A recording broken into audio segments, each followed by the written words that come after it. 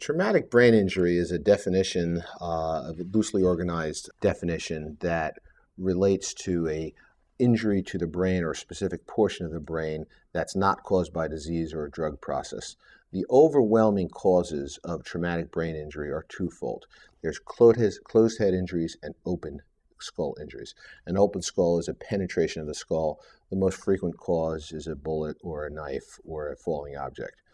In terms of a closed head injury, where the skull remains intact but the brain is nevertheless injured, the overwhelming leading cause in the United States this year and every year since automobiles have been in use is motor vehicle accidents. A traumatic brain injury is a devastating injury. The majority of traumatic brain injuries are permanent. There is some improvement, but there are lifelong effects. It's a fallacy to believe that you need a significant impact to cause a brain injury. You don't. A mild injury to the head can produce a traumatic brain injury. Now, doctors classify brain injuries according to mild, moderate, or severe.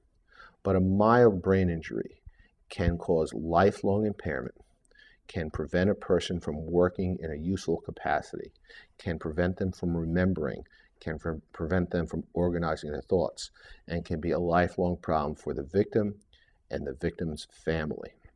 At the Locks Law Firm, our brain injury department has been handling brain injury cases for decades. We have the literature, we have the experts, we have the attorneys, we have the resources to properly obtain a patient's medical records, accident history, and have the same analyzed by a psychotherapist, a neuropsychologist, or a psychiatrist to determine if the person has a brain injury. In fact, Mike, we have developed the Philadelphia Head Injury Questionnaire with neuropsychologists here to help to screen these cases, because one of the most tragic things about the mild to moderate brain injury case is that they go undiagnosed by medical professionals.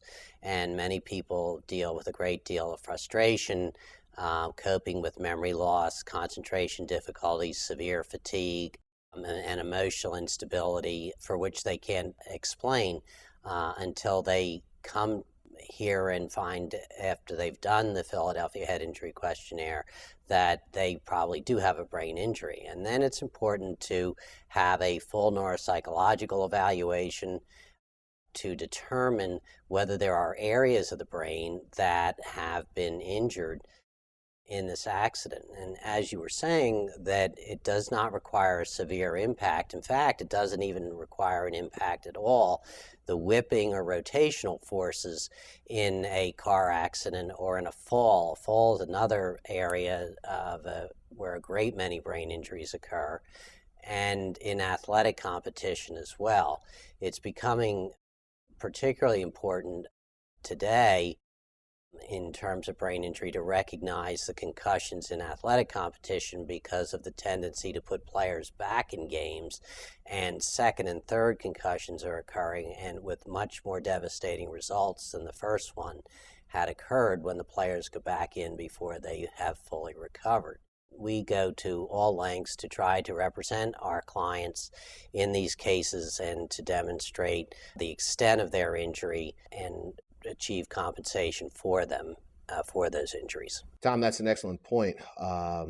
Compensation is an important and critical factor for people with brain injuries.